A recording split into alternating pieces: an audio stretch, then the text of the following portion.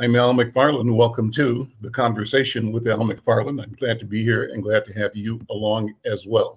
We want to, as always, invite people to join this party, this conversation, this path that we're on, and that is a path of connecting, of sharing, and to do it in a place where we value our ideas, our thoughts, our dreams, our expectations, and our ability to achieve every one, because we do it in community.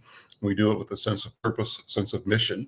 Well, before I get going, I want to invite those who are connecting to us on any of the social platforms on either LinkedIn or Twitter or Facebook or YouTube. I want to thank you for connecting and invite you to tell somebody else that we're starting the show right now and they should tune in. And we're trying to ask people to drop over to the Insight News YouTube channel, YouTube/Insight News MN, because there we want to sort of monetize or count our way towards monetization. We're north of 600 subscribers so far. We're trying to get to the first 1,000. And if you have watched the program or are watching it and are not subscribed, please do that right now. And one of the facts we learned is that about 83% of the people who subscribe or who listen are not subscribed. So only 17%. And so you can change that. Our goal is to grow the number of subscribed, and by doing that, shrink the number of not subscribed. But we appreciate everybody. Help us out. Tell somebody. Get involved in the conversation. Well, today we talk about arts and culture. We talk about books in particular. And two of my favorite people who know about books and the world of books are with me today, and special guests as well. W.D. Foster Graham is the editor for book reviews at Insight News. He's here and he always curates a phenomenal guest for us to have on this program. He presents a powerful and beautifully written column on books and on authors every week in Insight News. We thank him for his leadership and service in that area. But also joining us today is a friend, a person that I call one that always delivers a masterclass on the business of books, and that's Troy Johnson, who's the head of the African American Literature and Books. What's the right word for it? It's the last word, Troy. Organization, but that's not the right title, but we'll get that straight in a minute. Let me bring both Troy and WD in. Brothers, gentlemen, good afternoon.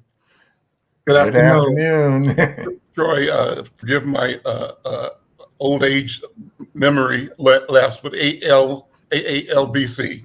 That's right. I mean, I know it's a mouthful, but it stands for the African American Literature Book Club. Book Club. I couldn't get the club right, so okay, but we got it now. WD, how are you?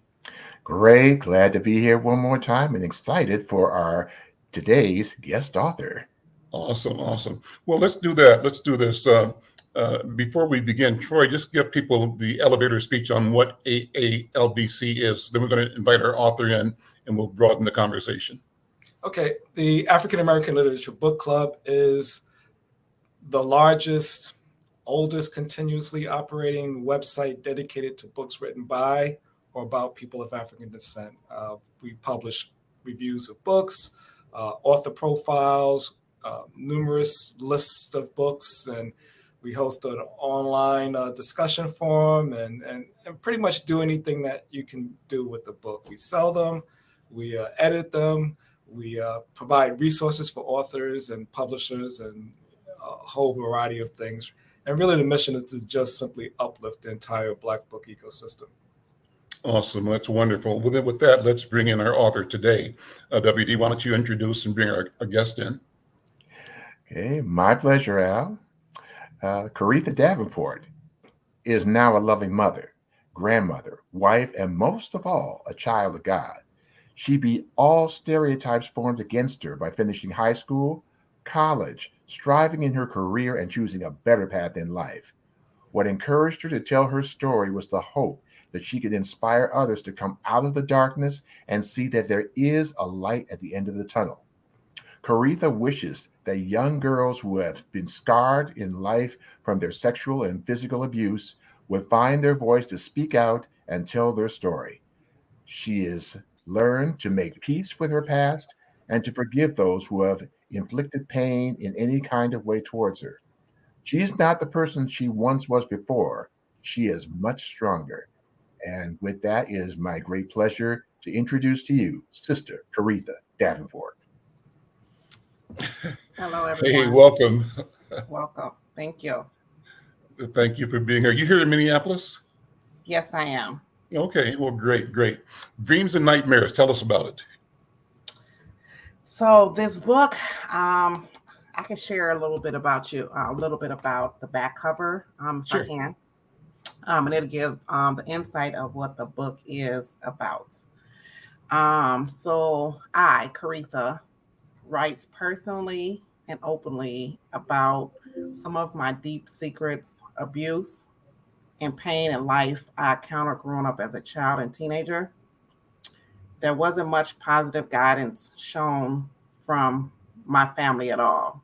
I grew up making decisions for myself and fending for myself. I did become pregnant at an early age by a man who was twice my age. I had nothing but negative comments from my family members saying that I was going to be a teen dropout of high school who lives on welfare assistance.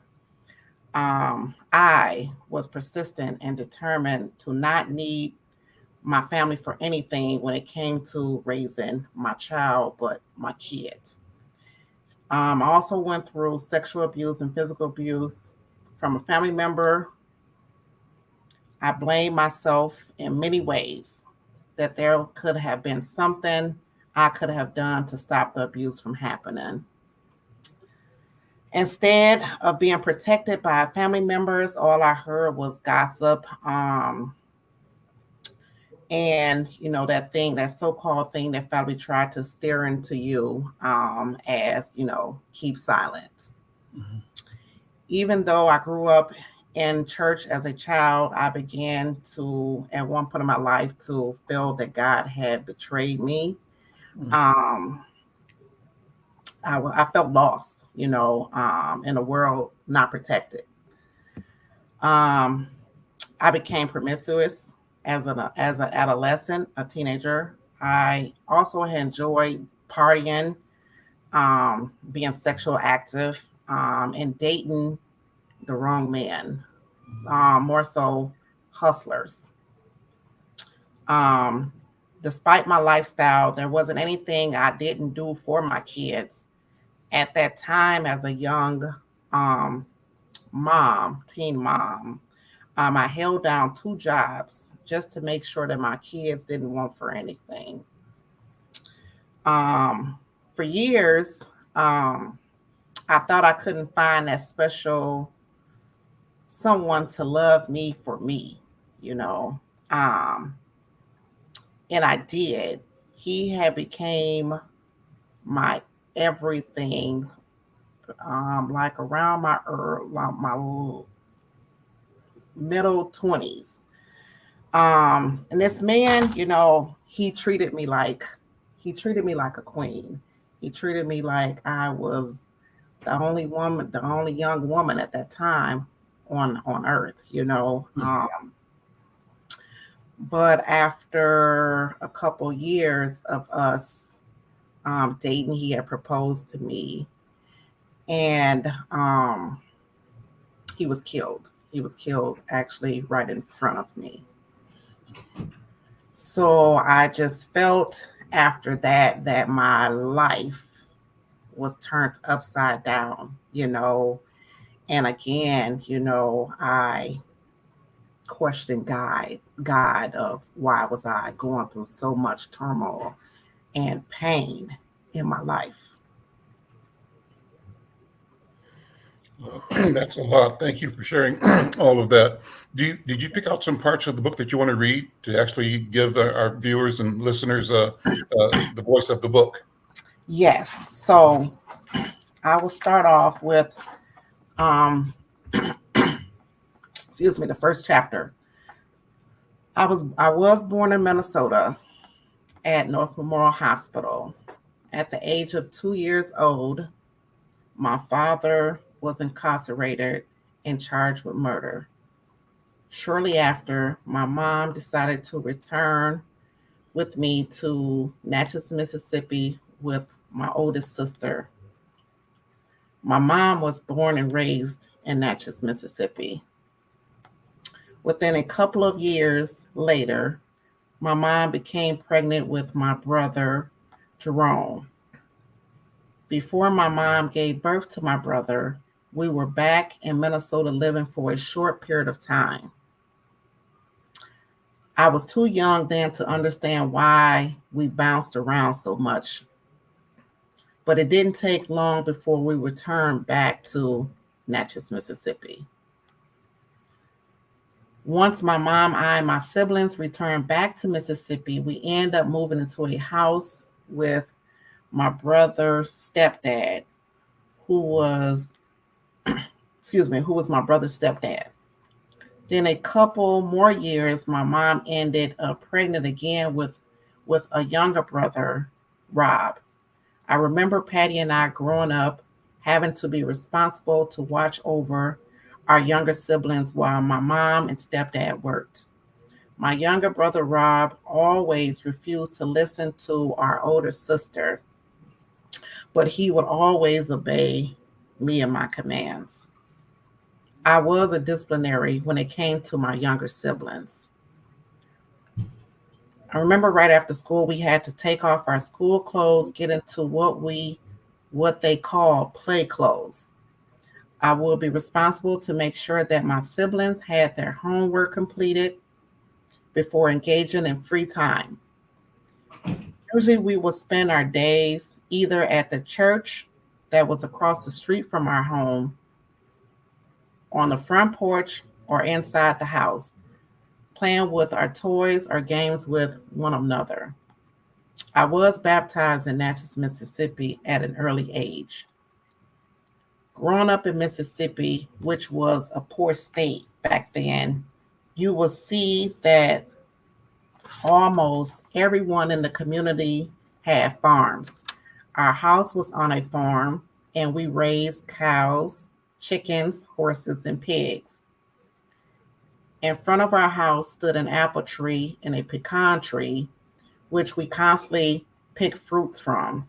We had to eat vegetables so much growing up. My siblings and I hated vegetables during that time, but we couldn't get up from the table unless our plates were clean. My younger brother got whoopings the most for not listening or following directions. I remember watching my brothers being picked up by their neck from their father and thrown across the bedroom, or even stripped naked and whooped with an extension cord. My brother Rob would never cry after being abused in such a way. I was the one who would feel empty for my brothers after hearing or watching them being whooped. My stepdad was strict. Whatever he says goes. My mom didn't say much when my siblings would get disciplined by their dad, because she is also abused by her husband. We used to hear and witness my mom get strangled or beat by my stepdad at times. It was the worst pain I felt as a child, seeing my mom being physical abused. I wanted my mom to leave her husband badly. I began to spend time at my godmom's house during the weekends. I felt safer there, but I always wondered if my siblings were okay without me there. I can be a kid while I was at my godmom's house. My godmom was a great cooker and baker. I would pick berries from her tree and have my godmoms bake berry pies. While staying at my godmom's house, I shared a bed with my god sister, Patricia. Patricia was in college during that time, even though she lived at home.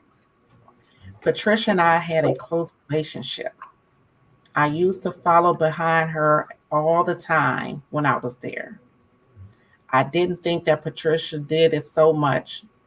I didn't think that Patricia enjoyed it so much, but she had to deal with me.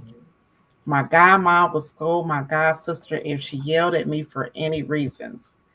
I most definitely felt that I was my godmom's baby girl. That's awesome. That's awesome. That's chapter one.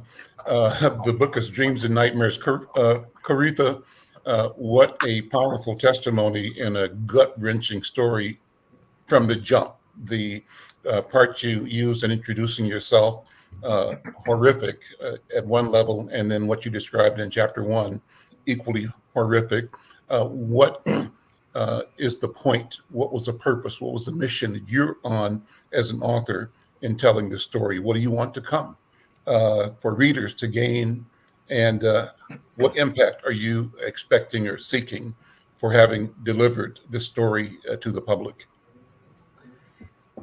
It was, I wrote, I wanted to write a book because I wanted to impact the lives of whether it was young women or, women who have been sexual, physical, emotional abused, to get the story out there to allow others to see that, that they have a voice,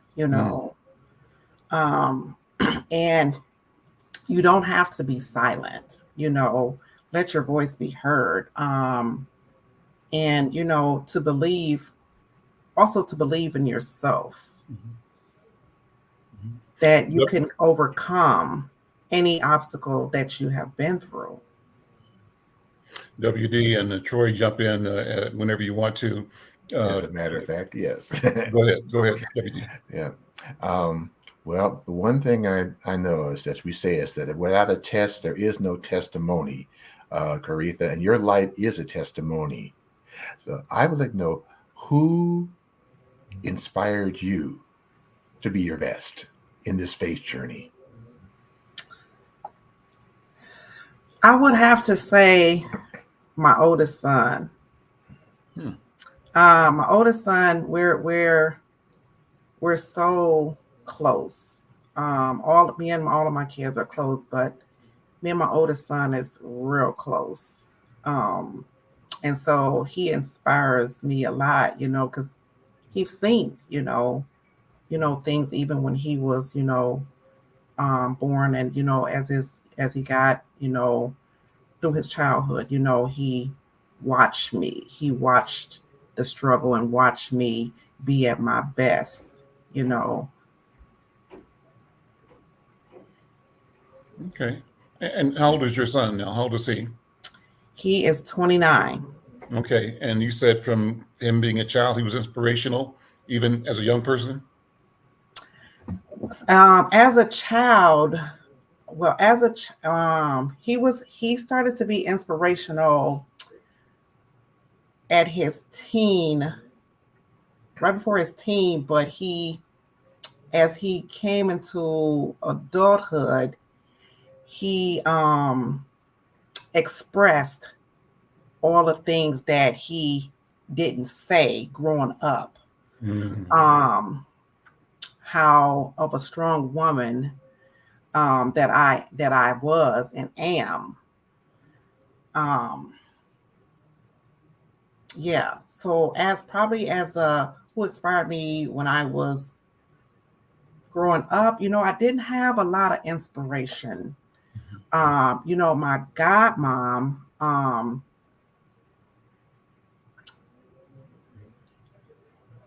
I think she inspired me because she looked at me in such a nurturing, caring, loving way. But I didn't have many people in my life that Troy, questions, comments? Yeah, I mean, what makes these stories so important is that people who are going through the same thing may feel that they're the only person in the world going through that. So when these stories are important because it lets people know, one, that they're not alone. Their story is not unique. But more importantly, I think, is that there's a light at the end of the tunnel, so they can read this Coretha story and see that you can overcome it all. But one question I do have is, and it follows on your comment about your son. And I think there's another story in there as well, because, children of people who come from, and I'll describe your family as dysfunctional. Yes. How do they make it out? I mean, they may feel that they have no one advocating for them, or they see their really strong and powerful mother having a struggle, and they feel as though they're unable to help. Does your son factor into your story, into this memoir at all?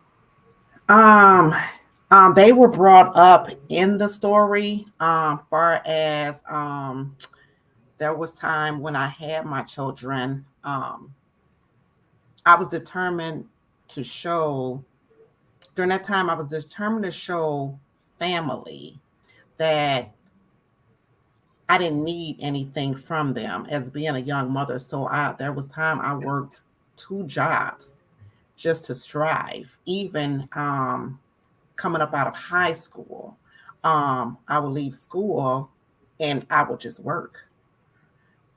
So they think that, they didn't want for anything. And I made sure that they didn't want for anything, that I was the sole provider. I would have a question too, and looking at you as the woman that you are now, as a woman of God, child of God, mother, grandmother. If you're looking back, is there anything that you would see that you would have done differently as a child growing up? It probably would have been worrying.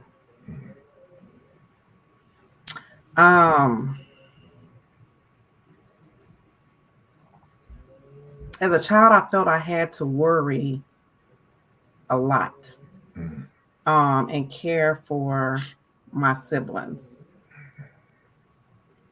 I would want to have lived more in the present as a child. The book is available where? The book is available on Amazon.com and BarnesandNoble.com. So you got a new connection now with Troy Johnson, to help, a new best friend, because Troy Johnson's all about the books. Yes. Well, what we need to do is embed this video on the book page that describes dreams and nightmares, and I think that would be a great way to help promote this work. How do we do? Can you do that, Cooper, or do you do it, Troy? How can we do it? Well, yeah, you supply me the embed code, or you can supply me the raw file. Maybe not the entire episode, but this portion of it, and then I can upload it, or you can upload it to your YouTube channel, and which I'm subscribed to. And awesome, thank you so much. And I can take that segment and embed it in on the book page on the site, and then Coretha can do that as well, and share that on the Amazon page or wherever else the book is sold. Okay. Awesome. Well, what a wonderful collaboration here. Well, Troy, let's pivot to you and talk about books. This is one case of an author telling her story. How important is the genre? You said it's how big is that genre, and what is the scope of productivity coming out of our community?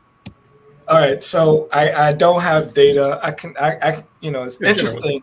I'll give you a heads up on a project that I'm working on. Mm-hmm. It's not quite public yet, but it's a project to help uplift the entire Black book ecosystem. And when I describe Black book ecosystem, that describes everyone from the author to the reader. So the author, agent, publisher, bookseller, distributor, all those folks are responsible for getting books to readers. And my focus is on the Black professionals in that realm. And I've been able to work with a company that supplies point of sales data on books. So I have a wealth of information on how books are doing. So I would be able to answer that question about memoirs and how they're stories like this, and are they growing in the industry? I don't have the answer off the top of my head, but I am collecting that data. So so related to this is, so you have a book. What do we need in order to help the readers who are most likely to benefit from a particular book discover that book? Right. So that's what I'm really working on, and it's actually quite a difficult task. There's a lot of books. So one quick and dirty answer to your question, how many books are in this space? There are a lot of them. But the challenge is how does the reader find these books? And we have to kind of build our own infrastructure to help readers discover those books. There aren't a whole lot of bookstores that would focus on books like this. The online platforms that would do it are challenged because, basically Amazon sucked all the air out the room, and they're the primary source of where people go. But there are platforms like mine that still have a reasonable footprint, and but it's an ongoing struggle to stay connected with readers. So your question about how many books are in this genre, when I said a lot, I was being kind of tongue in cheek, but there are a lot of them. There are enough, I think, to satisfy the audience of readers. It's just the challenge of those readers finding those books. And there was another part of your question that I talked so long, I missed the second part. What was that? Well, just talk about what is trending in Black books presently. Okay, so defining what's trending is also a difficult question. You can look at, for example, the New York Times bestsellers list, and but you're not going to find a lot of Black books on that. You'll find Heaven and Earth Grocery Store by James McBride, which has been on the list since it was published. And then you'll see some books come on and off every week. This week, there was one other book, nonfiction. RuPaul's new memoir is on the list this week. And it'll probably be there for a week or two and then roll off. And some other book, Worthy by Jada Pinkett was on there for a few weeks. And so what's trending? So those few books are trending. Part of the project that I'm working on is that I'm compiling a list of books written by Black writers and how they're selling. And so in that space, we're seeing a tremendous number of books, books that you won't discover on other bestsellers.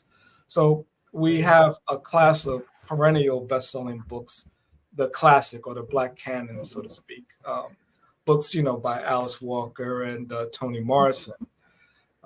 In addition to that, we're seeing books by Bell Hooks selling extremely well across the country. She has a trilogy of 3 books about love that are doing really well. Then we have, in fact, let me just look at I'm looking at an unpublished list, but some of the best-selling books, are fiction.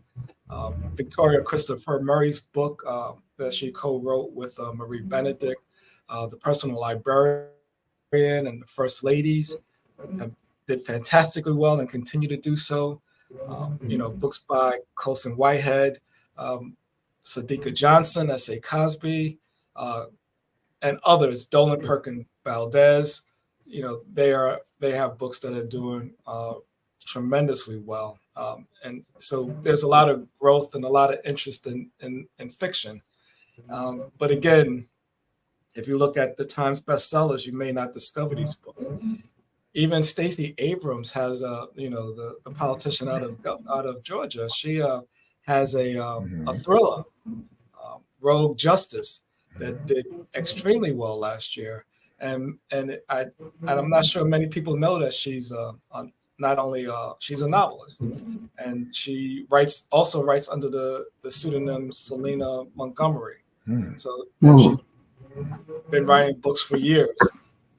N.K. Jemison's science fiction books are doing extremely well. So She's the astronaut, right? The astronaut. Yeah. yeah, so she's doing really well.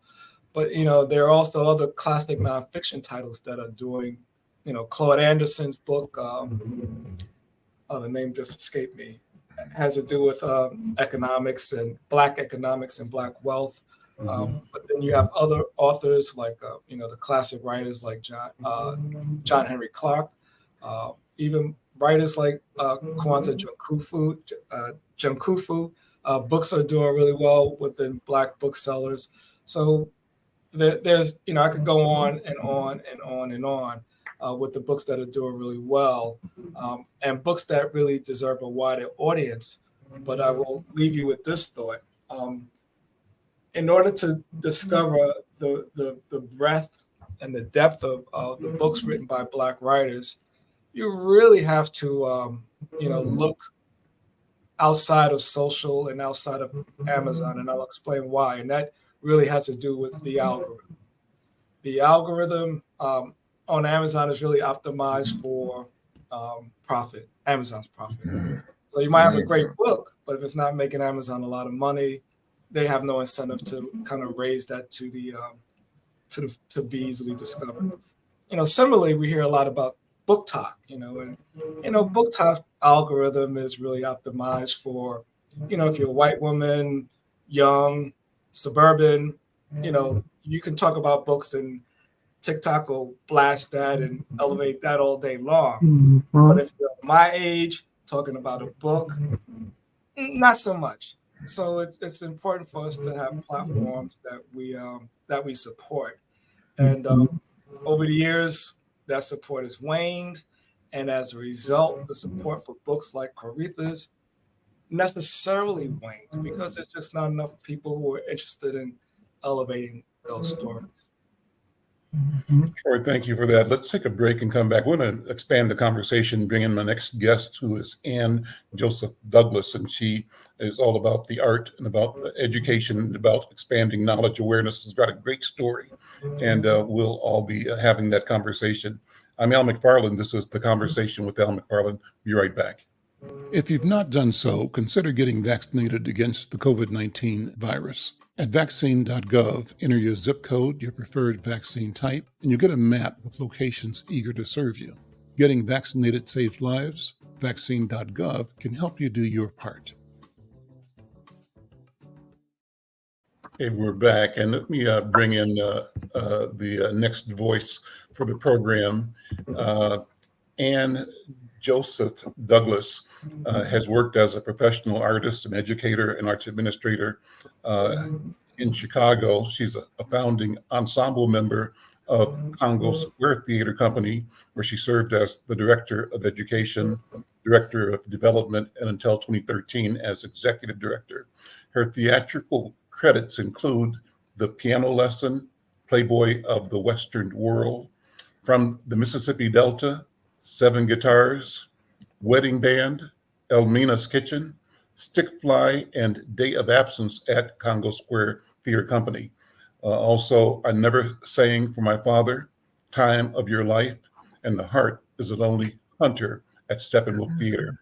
Lost Boys of Sudan, Living Green, Class Dismissed at Victory Gardens Theater, Doubt at Writers Theater, A Christmas Carol at Goodman Theater, and Radio Golf at Court Theater regionally.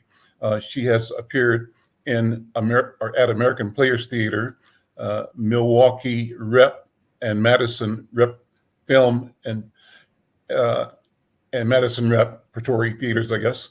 And then her film and television credits include Chicago Med, Chicago PD, Early Edition, Hunter, and the web series Totally Becky. And we're here to talk about what she's doing now to support a relationship between Minneapolis's Children's Theater Company and Bethune Elementary School here in North Minneapolis. Welcome, Ann. How are you? I'm great. How are you? I'm good. Thank you for being here.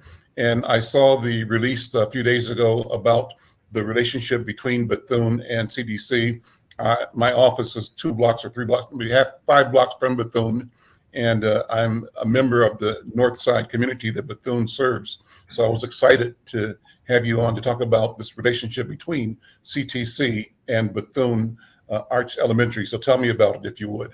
Well, thank you so much for having me on. This is a really exciting partnership, and I love that North Side community where Bethune sits, and it's a special school.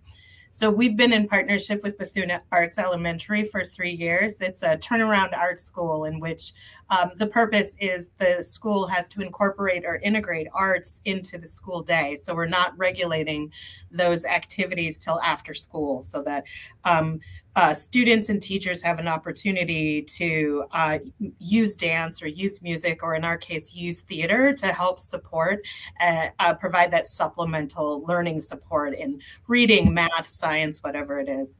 What's unique about this partnership is that our teaching artists and our curriculum that was developed by CTC, we're meeting with those students at every grade level from pre-K to 5, every classroom for 30 weeks during the school year. So most of the time that an arts organization may go into a school for a couple of days, or maybe 4 to 6 weeks and 1 or 2 classrooms, but to have every student at every grade level receive our creative play curriculum, our early bridges curriculum, neighborhood bridges, and then all the way up to the 5th grade does our art and activism curriculum. So we teach them how to use their voices in a way that they want to affect change, whether that's the school community or the neighborhood that they live or the entire world.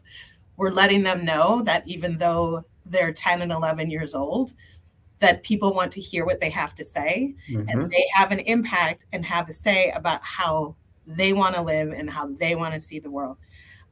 So that's been really exciting. And we also believe that education is a 3-legged stool. It takes the school, it takes the community, and it also takes family. So we provide family engagement opportunities here at the theater. So Bethune families come for Bethune Family Night.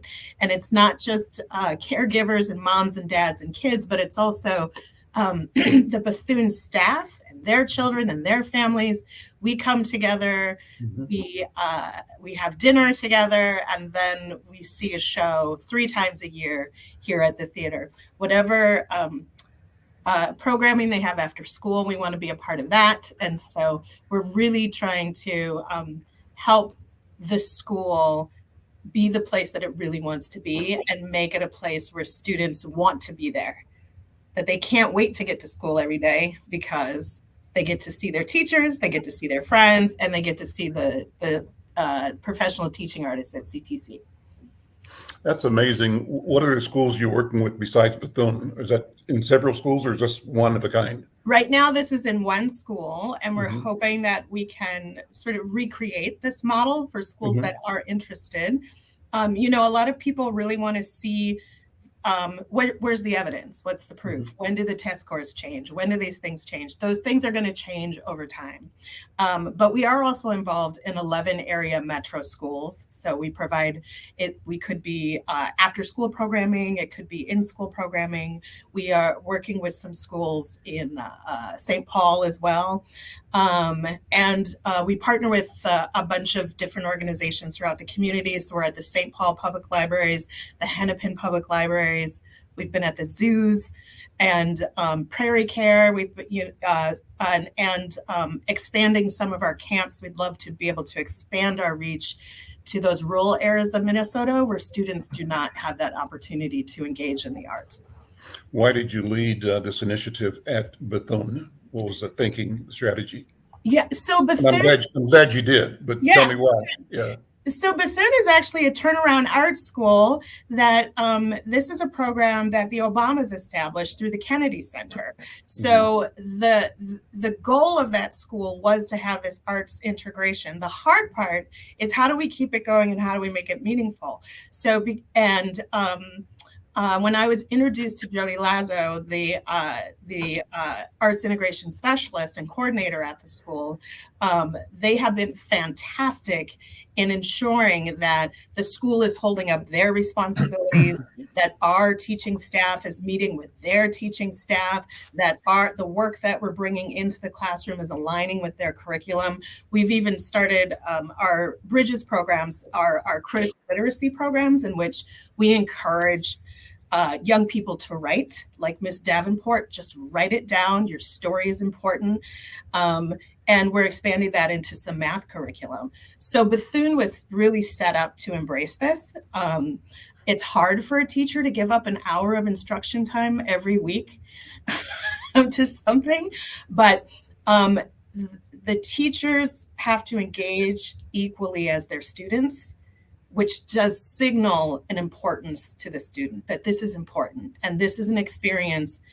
Even I may not be able to articulate it now, I may not be able to understand it now, but somewhere down the line, I will have an aha moment. Mm-hmm. You remember that moment with Miss Kiko in the classroom? Yes, I remember the moment with Miss Johanna.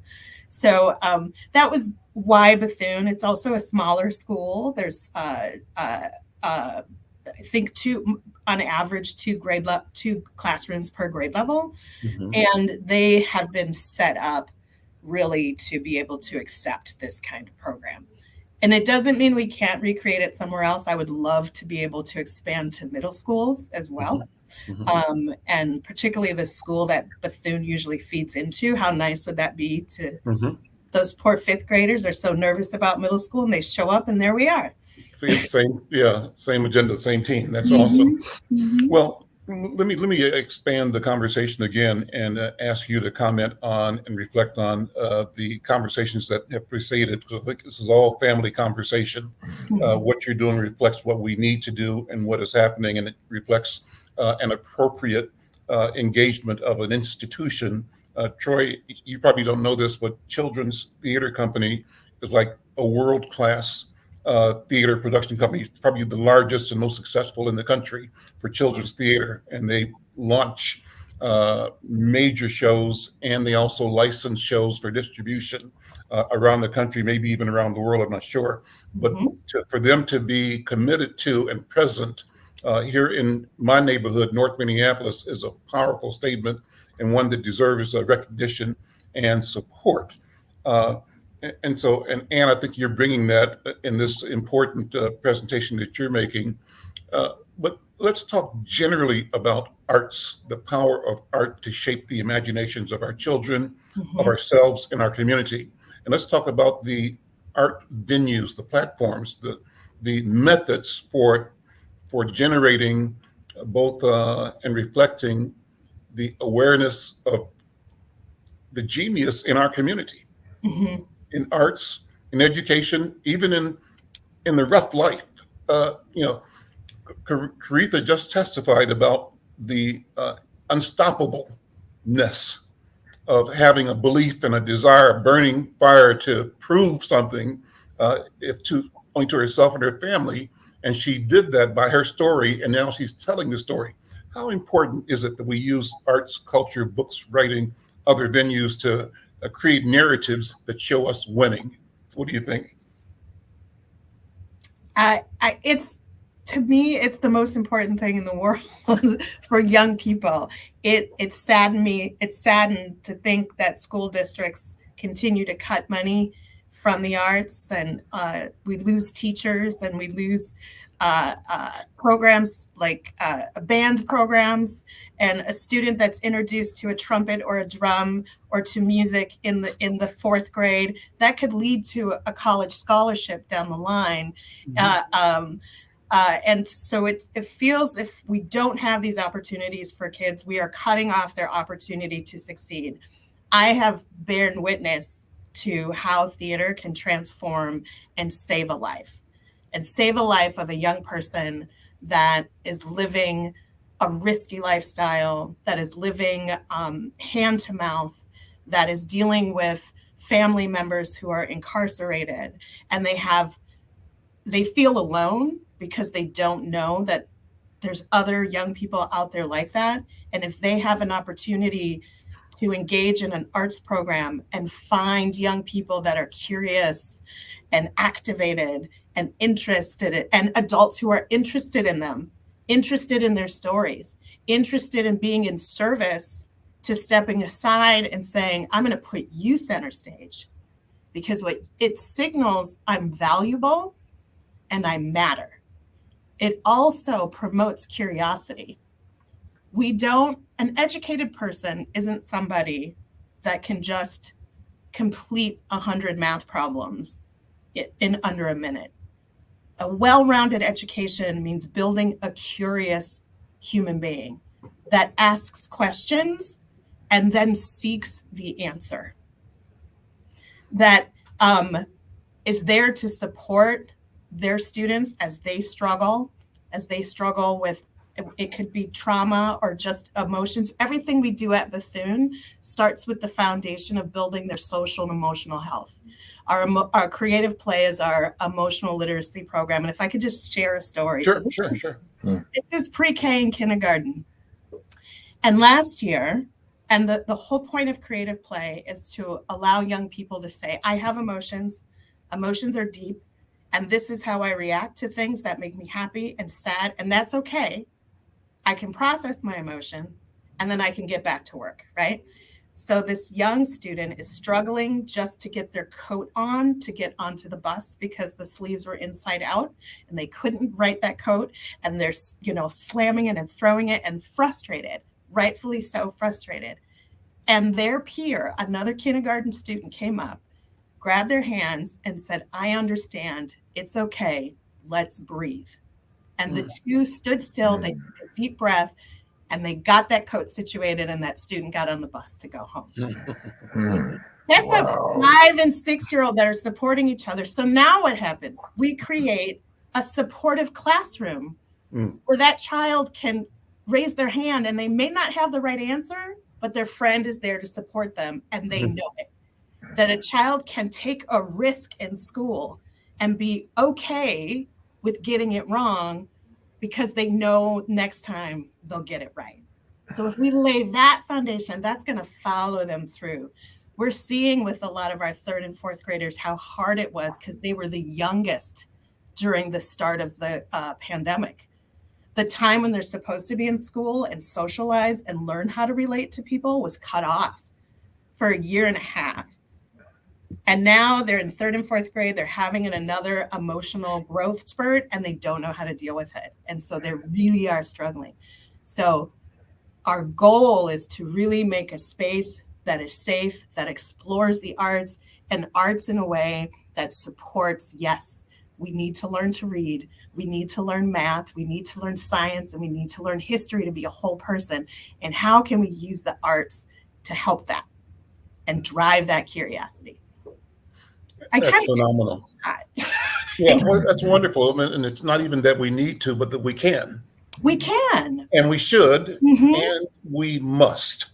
And so that sets the expectation, and it brings us to the work with a confidence that this is the purpose for our existence, is to achieve, to excel, and to share, and to be, as you described it, there for your 5-year-old friend and neighbor if you're 5-year-old. But that principle exists throughout our entire lifetime. Anne, take a minute and walk us through your theater career. And I'm curious as to how all of that pours into you, what you now are pouring into community through this project at Bethune and with CTC. Yeah, I grew up, I'm a Midwest girl through and through. Before we got on the air, everyone was talking about their roots down south. I grew up in Milwaukee, and I went to a creative arts school, and the fine arts was always a part of our lives. We were not a wealthy family. I come from a single mom, but she always made sure we went to see music. So if there was a free concert, we were at those concerts. We went to plays when they would bring in the big touring plays. I also had this incredible teacher that would take us to Chicago. So I saw Dreamgirls with Sheryl Lee Ralph in Chicago as a 4th grader. And I remember that.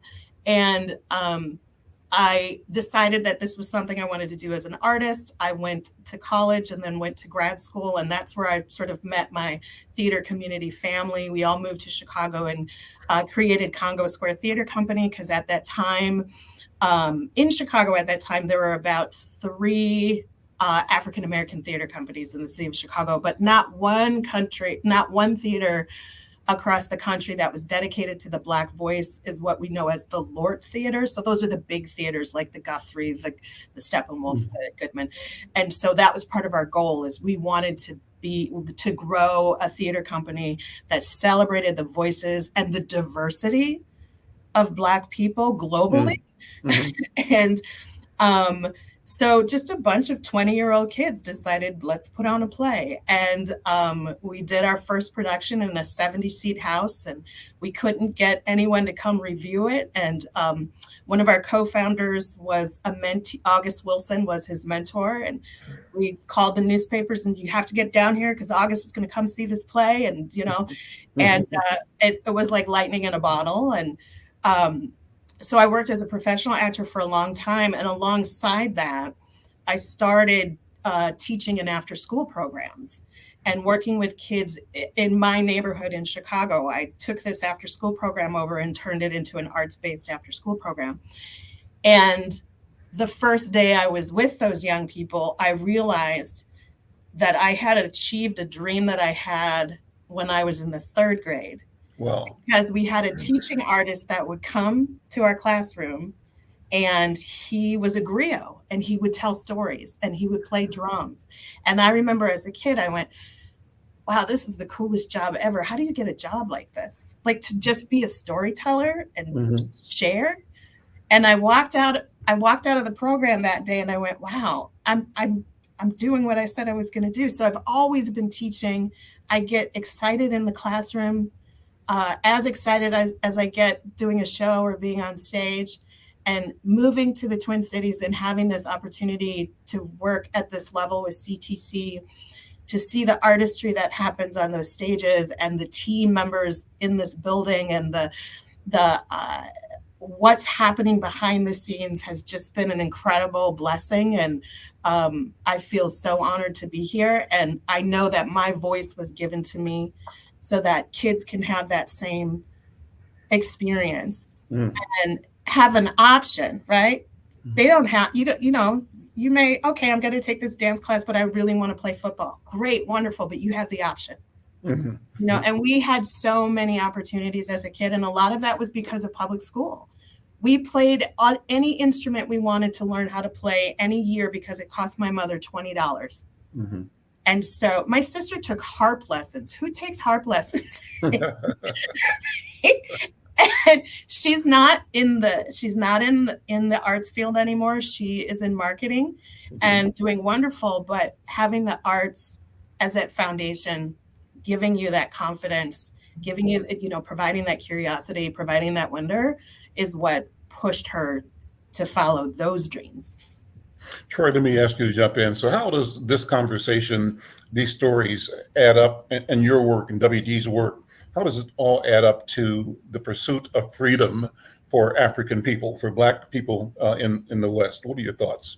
I mean, Well, you look at go ahead. Yeah. There are just so many thoughts, but what she described was profound on a number of levels. Let me think if I focused on, arts and education. When I was a young kid growing up in impoverished East Harlem, we had instruments, we had shop, we had music. I was in a band. I performed in a band.